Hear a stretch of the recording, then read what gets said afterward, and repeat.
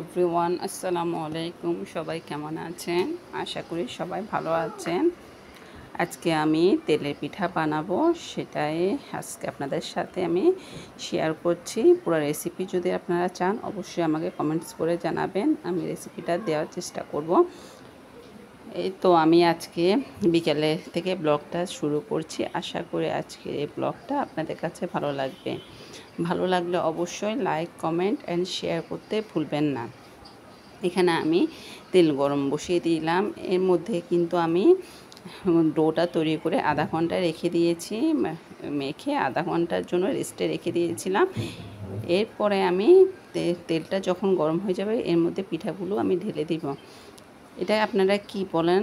হ্যাঁ, অবশ্যই আমাকে কমেন্টস করে জানাবেন। কেউ এটাকে তেলের পিঠা বলে, কেউ পোয়া পিঠা বলে, কে পুলি পিঠা বলে, এক একজন এক একভাবে বলে।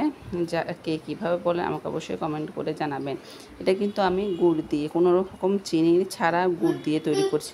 একদম চিনি দিইনি, এটাতে কোনো চিনি অ্যাড করি নি। আমি গুড় দিয়ে এই পিঠাটা বানিয়েছিলাম। এই গুড়ের পিঠা যদি খান তাহলে এটা কিন্তু টেস্টটা অনেক ভালো আসে এবং ফ্লেভারটা কিন্তু গুড়ের ভাব। আপনার মনে হবে যেন শীতকালের পিঠা খাচ্ছেন যদি গুড় দিয়ে বানান। অবশ্যই এটা গুড় দিয়ে বানাবার চেষ্টা করবেন, তাহলে টেস্টটা ভালো আসবে এবং একটা ফ্লেভার আসবে গুড়ের, শীতের একটা ফ্লেভার দেবে। আপনারা কিন্তু বাসায় এভাবে ট্রাই করবেন।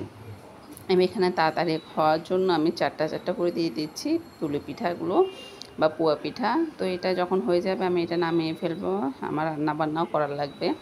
আজকে যেহেতু বিকাল থেকে ব্লগটা স্টার্ট করেছি, বিকাল রান্নাবান্না কই মাছ রান্না করব আজকে আমি। এটা ফ্রাই করে, অনেক দিন যাবত কই মাছ বলছিলাম আনতে আমার স্বামীকে।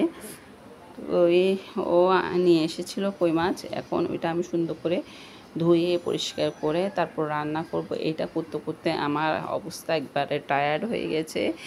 এত ময়লা কই মাছগুলোতে, মানে পরিষ্কার করতে করতে অনেক সময় লেগেছে। প্রায় 1 ঘন্টা ধরে আমি 4-5টা মাছ পরিষ্কার করতে 1 ঘন্টা সময় লেগেছে। এত পরিমাণ ভোগান্তি ভুগেছিলাম যে মাছগুলো নিয়ে আমার আক্কল হয়ে গেছে এই মাছগুলো এনে। এটা কিন্তু বাজার থেকে কেটে এনেছিল, তো সেজন্য আমি এটা বাসায় পরিষ্কার করেছিলাম। তখন আমার হেল্পিং হ্যান্ডও ছিল না, যার কারণে আমার থেকে নিজে থেকে পরিষ্কার করতে হচ্ছে। যেহেতু হেল্পিং হ্যান্ড আসে সকালবেলা, বিকালবেলা তো আর উনি আসবে না, ওই জন্য আমি বিকালবেলা নিজেই পরিষ্কার করতে বসে গেলাম। যেহেতু ফ্রেশ মাছ ছিল ওই জন্য আমি ওই দিনে রান্না করেছিলাম। ওই তো দেখুন আপনারা, এর মধ্যে মাছটা নিয়ে এসেছিল। এটা কিন্তু জীবিত ছিল, এটা ওরা কেটে সুন্দর করে দিয়েছে। এটা এখন আমার পরিষ্কার করতে খবর হয়ে যাবে। সবগুলো আমি পরিষ্কার করব না, কিছু এমনি ধুয়ে রেখে দেব, পরবর্তীতে এটা আমি নেক্সট টাইমে পরিষ্কার করব। প্রায় এখন রাত্রে না, সন্ধ্যায় 7টা বাজে। এখনও কিন্তু আমি চা নাস্তা করিনি। আমি বলছি আগে মাছটা রান্না করা হোক। এই নাস্তা আমি খেয়েছি রাত 8টা বাজে। এরকম অবস্থায় আমি বলেছিলাম কেন কই মাছ খাবো, সেজন্য আমার একদম আক্কেল হয়ে গেছে। আর বলবো না আমি এই মাছটা খাওয়ার কথা, বা আনটাইমে কখনো আনতে বলবো না, যেটাই অবেলা। আমি সকালবেলায় বেশিরভাগ রান্না করি, বিকেলবেলা একদম কম কুচিতে আমি রান্না করি।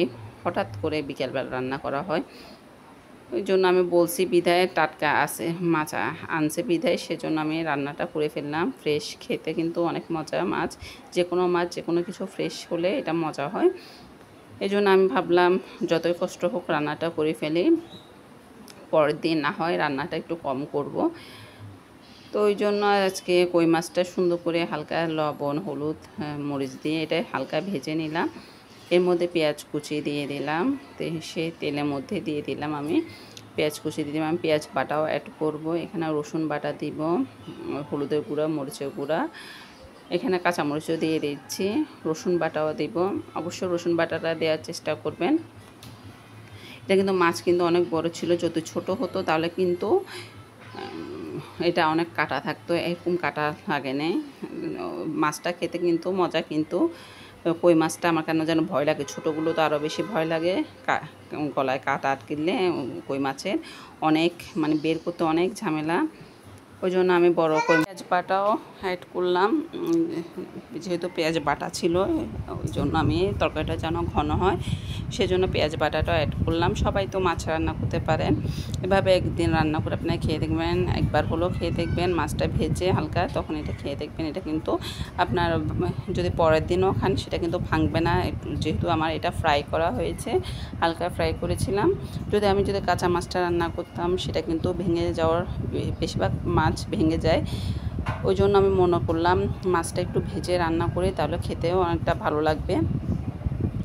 আমি এখানে ভালো করে কষিয়ে নেব। রান্না যত কষাবেন, মাংস বলুন, মাছ বলুন, সবজি বলুন, যত কষাবেন মশলাটা তত রান্নাটা ভালো হবে।